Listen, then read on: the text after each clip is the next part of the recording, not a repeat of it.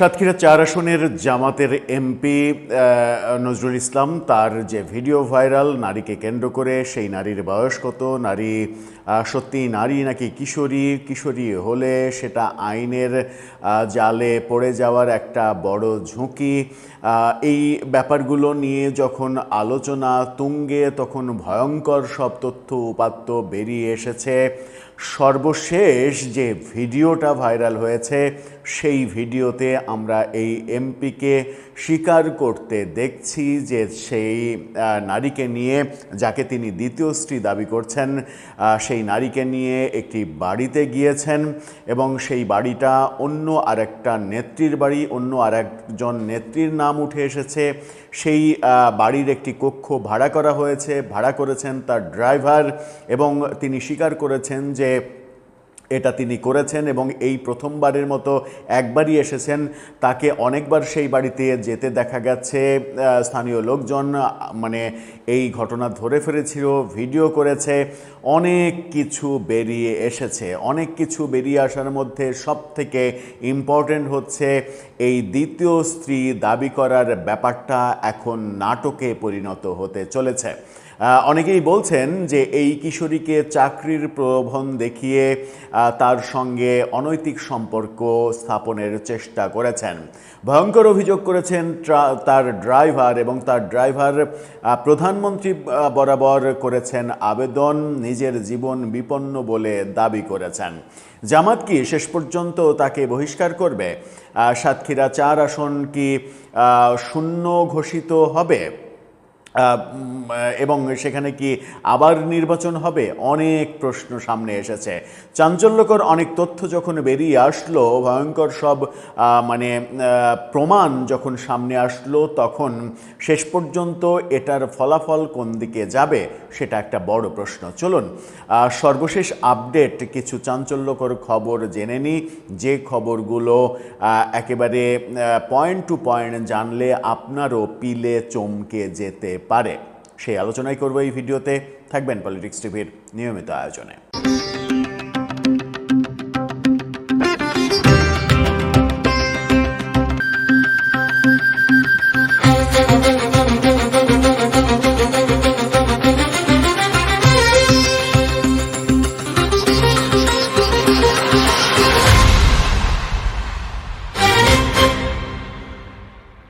দর্শক, বলছিলাম সাতক্ষীরা ৪ আসনের জামাত এমপির কথা। জামাত এমপির নারীর সঙ্গে যে ভিডিও ভাইরাল হয়েছে সেই ভিডিওর অনেকগুলো আপডেট চলে এসেছে, এবং যে বাড়িতে কিংবা যে রুমে তাকে হাতে নাতে ধরা হয়েছিল সেইখানের দুটো ভিডিও সামনে আসা, এবং দ্বিতীয় ভিডিওতে চাঞ্চল্যকর তার স্বীকারোক্তি আমরা দেখছি, যেখানে তিনি স্বীকার করছেন যে তিনি তাকে নিয়ে এসেছেন, এই মেয়েকে নিয়ে এসেছেন, এবং এটা তিনি প্রথমবারের মতো এনেছেন এরকম বক্তব্য তিনি দিচ্ছেন।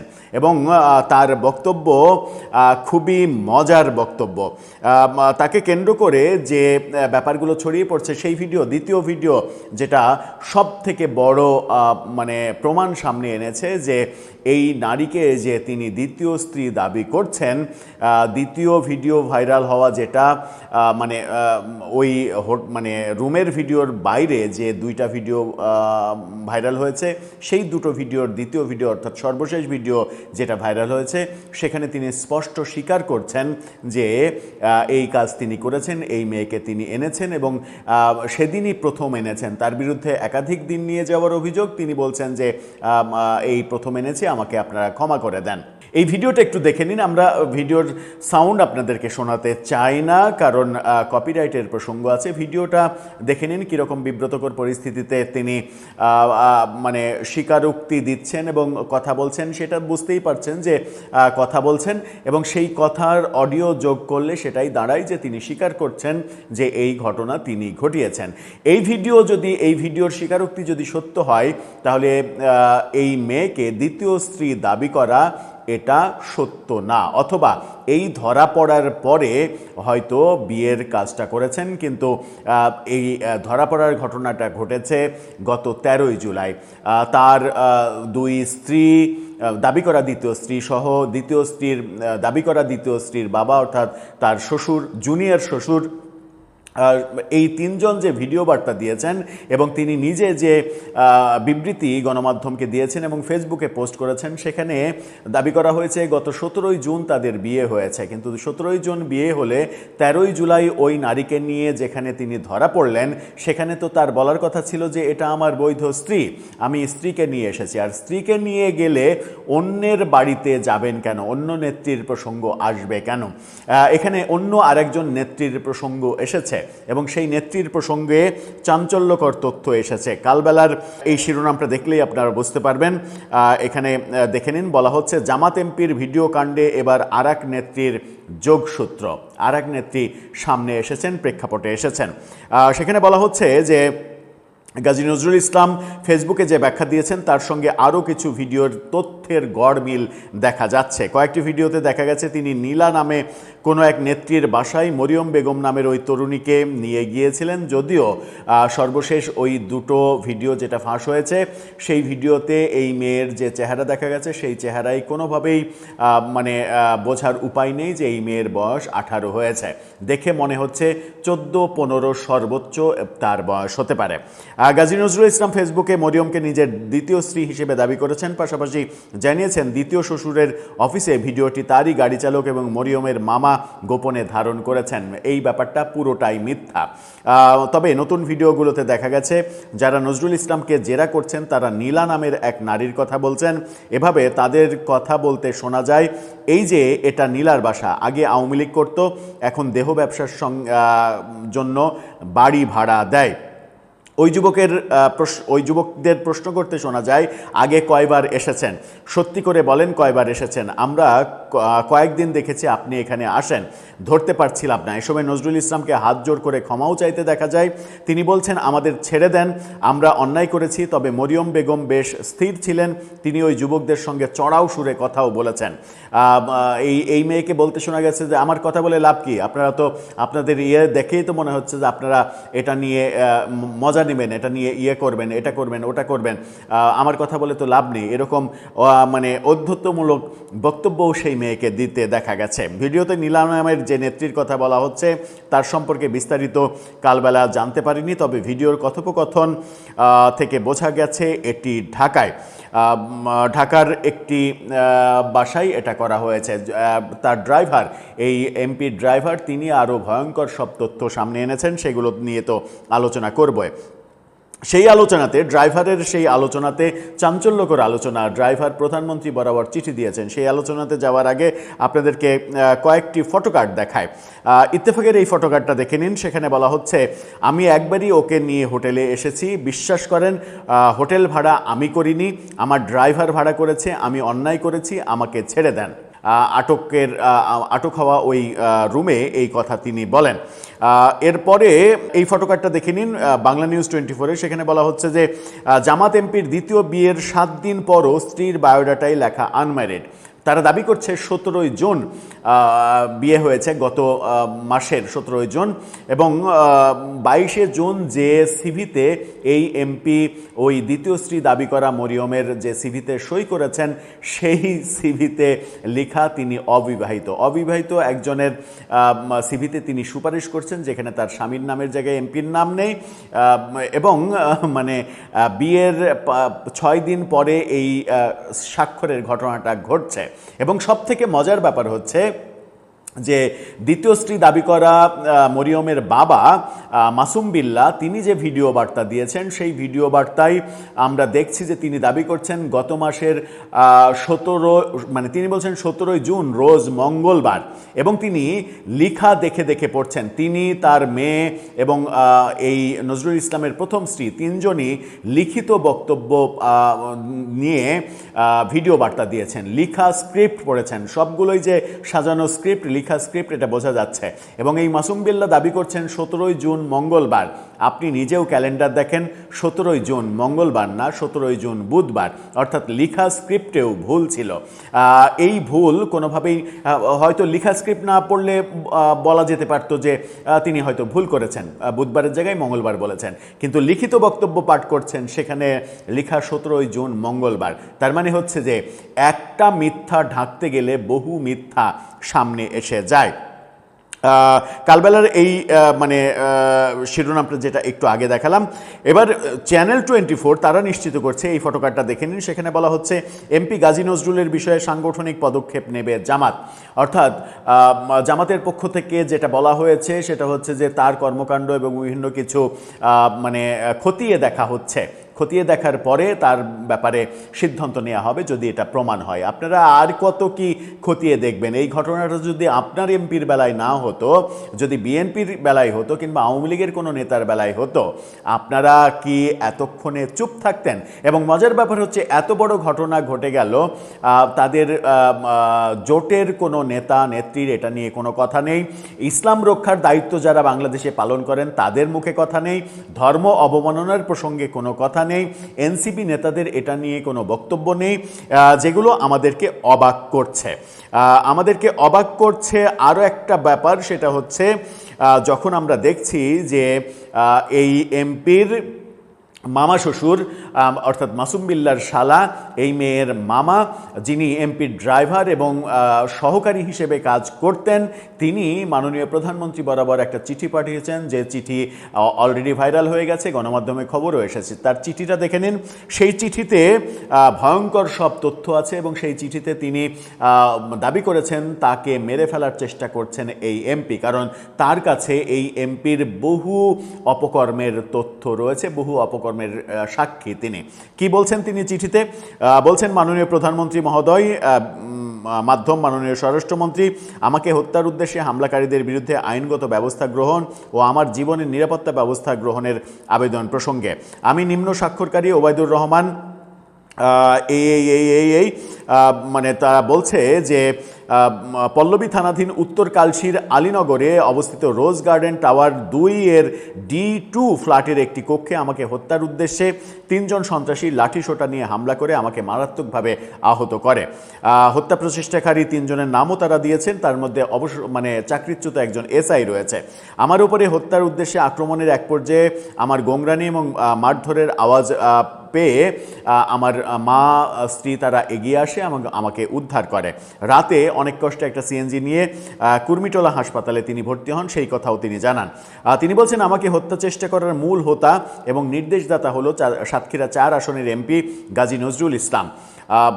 আমি তার গাড়ি চালক ও ব্যক্তিগত সহকারী ছিলাম, সেই সুবাদে তার সকল প্রকার দুর্নীতি ও অনৈতিক কাজের আমি চাক্ষুষ সাক্ষী। তার এলাকায় তার বিরুদ্ধে হাজার হাজার দুর্নীতির অভিযোগ, যেমন অন্যের জমি দখল, বালুমহল দখল, ঘুষ গ্রহণ, মব বাহিনী গঠন করে মব সন্ত্রাস ও সর্বোপরি নারী ঘটিত এবং লাম্পট্য, এবং তার নিত্যদিনের কাজ। নারী ঘটিত লাম্পট্যের কিছু নমুনা পাওয়া যায় বিভিন্ন স্থানে সিসিটিভি ফুটেজে, যেমন একটি 17 বছরের মেয়েকে নিয়ে বিগত 22 জুন 2026 বেলা আনুমানিক 1:30 ঘটিকার পর থেকে প্রায় 1 ঘন্টা মেট্রো রেলের পল্লবী স্টেশনের দোতলায় একটি কফি শপে অবস্থান করেন। বিগত 9/7/2026 তারিখে বেলা 1টা থেকে 2টা পর্যন্ত মিরপুর 12 নম্বরে অবস্থিত দিশা ইনস্টিটিউট অফ টেকনোলজিতে ওই মেয়েকে নিয়ে ফুর্তি করেন। বিগত 13/7/2026 তারিখে বেলা 10টা 30 থেকে বিকেল পর্যন্ত মগবাজারে অবস্থিত ইলাজাহান নদী নামের একটি মহিলার বাসায় ওই মেয়েকে নিয়ে অসামাজিক কাজ করেন, যা গোপনে ভিডিও করে ইলাজাহানের ম্যানেজার হাসান। এছাড়া আরও অনেক ঘটনা আছে যা এই স্বল্প পরিসরে বর্ণনা করা যাচ্ছে না। অতএব মহোদয়ের নিকট আকুল আবেদন, এই সকল চরিত্রহীন দুর্নীতিবাজ সন্ত্রাসীদেরকে এবং হুকুমদাতাকে আইনের আওতায় এনে উপযুক্ত দৃষ্টান্তমূলক শাস্তি ও আমার জীবনের নিরাপত্তা বিধানের জন্য দ্রুত ব্যবস্থা গ্রহণ করতে মর্জি হয়, এরকম আবেদন প্রধানমন্ত্রী বরাবর তিনি লিখেছেন, যেটা বাংলাদেশের প্রায় গণমাধ্যমে প্রকাশিত হয়ে গেছে। এই আবেদনপত্রটা দুপুরের পরে বিকাল নাগাদ সামাজিক যোগাযোগ যোগাযোগ মাধ্যমে ভাইরাল হতে শুরু করে। এই যে এত এত ঘটনা এবং এত ঘটনা, যেটা বলা হচ্ছে সেটা হচ্ছে যে এই মেয়েকে মূলত চাকরির প্রলোভন দেখিয়ে তাকে ব্যবহার করা হয়েছে, এরকমটা বলা হচ্ছে। এবং এই মেয়ের বয়স এখনও 18 বছর হয়নি। তার বায়োডাটাতে বয়সের অসঙ্গতি লক্ষ্য করা যাচ্ছে। তাদের লিখিত বক্তব্য পাঠ বলে দেয় যে এখন এই ভিডিও ভাইরাল হওয়ার পরে দ্বিতীয় স্ত্রীর নাটক সাজানো হচ্ছে, এরকম অভিযোগ অনেকে করছেন। এবং মানে 17ই জুন বিয়ে হয়েছে, সেটা মঙ্গলবার না বুধবার, লিখিত স্ক্রিপ্টে ভুল।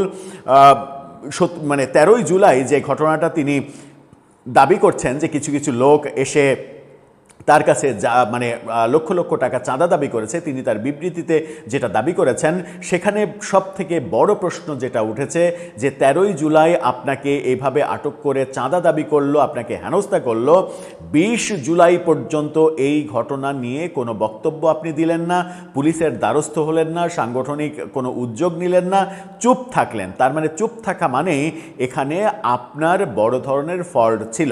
এবং যখন 20 তারিখে এই ভিডিও ভাইরাল হয়ে গেল তখন আপনি বলছেন যে 13ই জুলাই এটা চাঁদাবাজি করেছে, আমার সঙ্গে এই করেছে। যখন সেই ঘটনার ভিডিও ভাইরাল হয়ে গেল, মানে আপনাকে ধরার পরে কি হয়েছে, তখন নানা ধরনের বক্তব্য আসছে। ওই মেয়েকে স্ত্রী দাবি করা হচ্ছে, দ্বিতীয় স্ত্রী দাবি করা হচ্ছে। এবং প্রথম স্ত্রীর যে ভিডিও বার্তা, লিখিত বক্তব্য পাঠ করা, তিনি লিখিত বক্তব্য উচ্চারণও করতে পারছিলেন না, এই লিখিত বক্তব্য পাঠ করাও এক ধরনের ইঙ্গিত দেয় যে প্রথম স্ত্রীকে দিয়ে জোর করিয়ে এই ভিডিও বার্তা নেওয়া হয়েছে। এবং মানে ধর্মভিত্তিক রাজনীতি যারা করেন তারা তো স্ত্রীদেরকে এভাবেই তৈরি করেন যে স্ত্রীরা মনে করবে যে স্বামীর হুকুম পালন করা এটা হচ্ছে ফরজে আইন। স্বামী যদি মানে অনৈতিক হুকুমও করে, সেই হুকুম পালন করা তার জন্য ফরজে আইন। এভাবে তারা তাদের স্ত্রীকে মানে কি বলবেন যে ডমিনেট করে এবং স্ত্রীদেরকে সেভাবেই গড়ে তোলার চেষ্টা করেন। সব মিলিয়ে এখন একটা বড় প্রশ্ন, সেটা হচ্ছে জামাত কি ভাবছে। জামাতের রাজনীতি এখন বড় ধরনের প্রশ্নের মুখে। নৈতিকতার কথা বলে রাজনীতি করা এই দলটা বড় ধরনের একটা ধাক্কা খেলো।